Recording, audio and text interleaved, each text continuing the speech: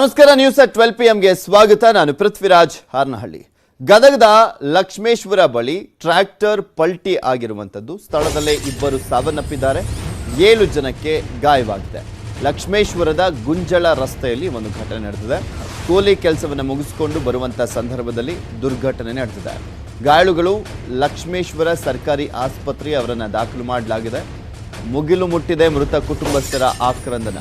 ಲಕ್ಷ್ಮೇಶ್ವರ ನಿವಾಸಿಗಳಾದಂಥ 30 ವರ್ಷದ ಸರೋಜವ್ವ ಹಿತ್ತಲಮನಿ ಹಾಗೂ 48 ವರ್ಷದ ಸೋಮವ್ವ ಅಡುಗೆಮನಿ ಮೃತ ದುರ್ದೈವಿಗಳು. ಲಕ್ಷ್ಮೇಶ್ವರ ಪೊಲೀಸ್ ಠಾಣಾ ವ್ಯಾಪ್ತಿಯಲ್ಲಿ ಈ ಒಂದು ಪ್ರಕರಣ ದಾಖಲಾಗಿದೆ.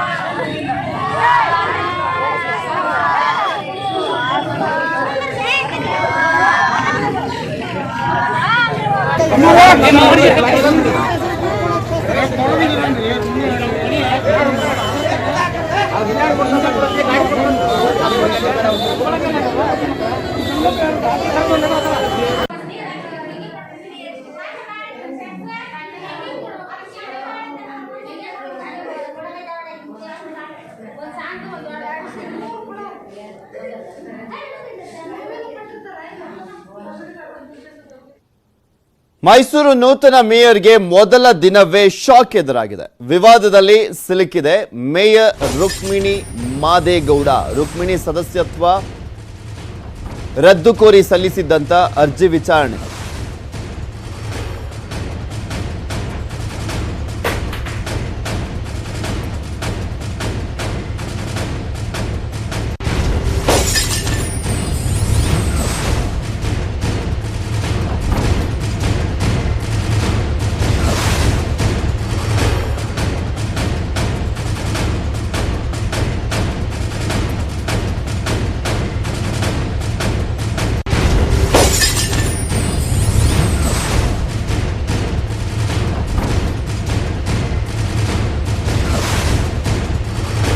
ರುಕ್ಮಿಣಿ ಸದಸ್ಯತ್ವ ರದ್ದು ಕೋರಿ ಸಲ್ಲಿಸಿದಂತ ಅರ್ಜಿ ವಿಚಾರಣೆ ಇತ್ತು.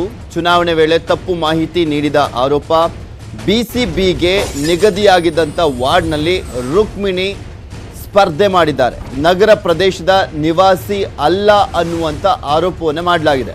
ರುಕ್ಮಿಣಿ ವಿರುದ್ಧ ದೂರು ನೀಡಿದ್ರು ಕೈ ಅಭ್ಯರ್ಥಿ ರಜನಿ ಅವರು.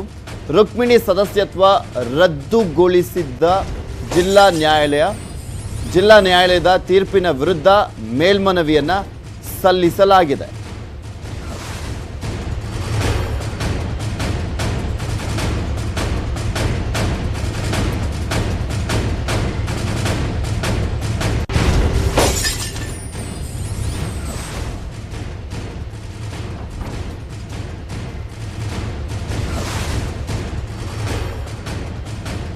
ಈ ಕುರಿತಂತೆ ಹೆಚ್ಚಿನ ಡೀಟೇಲ್ಸ್ ಅನ್ನ ನೀಡ್ತಾರೆ ನಮ್ಮ ಪ್ರತಿನಿಧಿ ಪುಟ್ಟಪ್ಪ. ದೂರವಾಣಿ ಸಂಪರ್ಕದಲ್ಲಿದ್ದಾರೆ.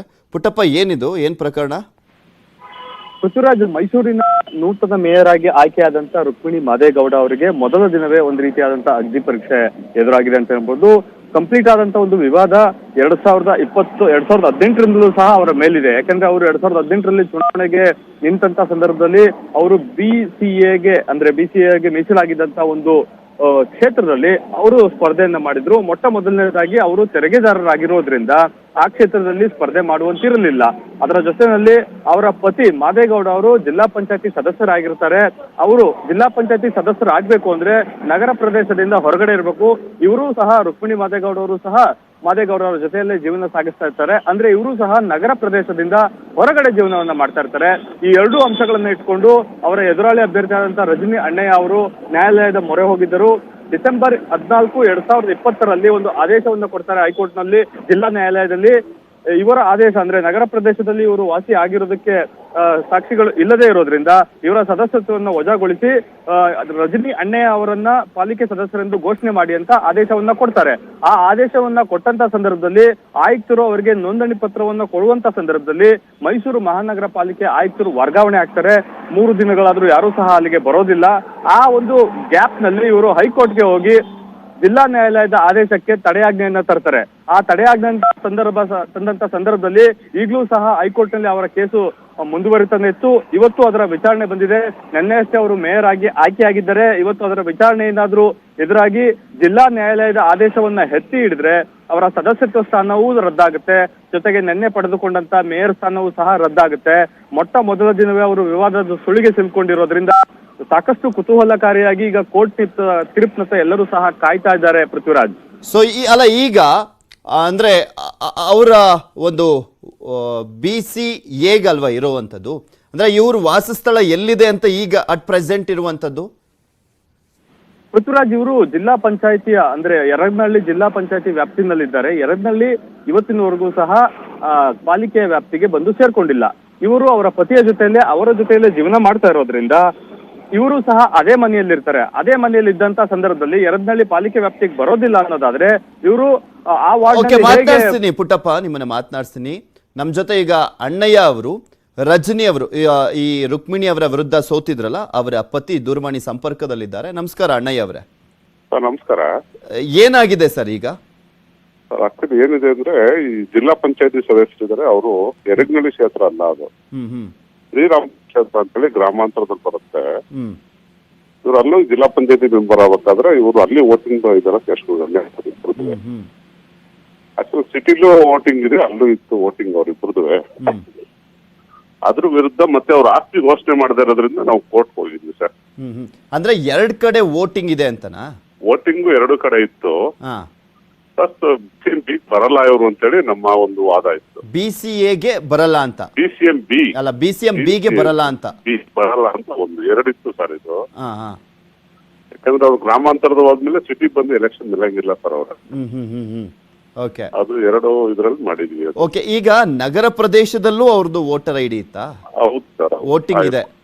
ಸೊ ನಿಮ್ಮ ಹತ್ರ ಎರಡು ಪ್ರೂಫ್ ಇತ್ತು? ಇತ್ತು ಸರ್ ಎರಡು ಇತ್ತು. ಓಕೆ. ಸೊ ಹೈಕೋರ್ಟ್ ನಲ್ಲಿ ಇವತ್ತು ವಿಚಾರಣೆ ಇದೆ? ಇವತ್ತು ವಿಚಾರಣೆ ಇದೆ. ಎಷ್ಟು ಗಂಟೆಗಿದೆ ಸರ್? ಸರ್ ಬೆಳಿಗ್ಗೆ ಇತ್ತು, ನಮ್ಗೆ ಇದು ಒಳಗಡೆ ಬಿಡ್ತಾ ಇಲ್ಲ, ಗೊತ್ತಾಗಿಲ್ಲ. ಹಾಗಾಗಿ ಹಂಗಾದ್ರೆ ಇನ್ನೂ ಕೂಡ ಇವರ ಮೇಯರ್ ಸ್ಥಾನ ತೂಗುಯಾಲೆಯಲ್ಲೇ ಇದೆ. ಓಕೆ, ಇದು ಜಿಲ್ಲಾ ಸೆಷನ್ಸ್ ಕೋರ್ಟ್ ಅಲ್ಲಿ ಆಲ್ರೆಡಿ ವಿಚಾರಣೆ ನಡೆದು ಇವರ ಸದಸ್ಯತ್ವ ರದ್ದಾಗಿತ್ತು. ರದ್ದಾಗಿದೆ ಸರ್, ರದ್ದಾಗಿ ಜಿಲ್ಲಾ DC ಅವರಿಗೆ ಮತ್ತೆ ನಗರ ಪಾಲಿಕೆಗೆ ಡೈರೆಕ್ಷನ್ ಕೊಟ್ಟಿದ್ರು.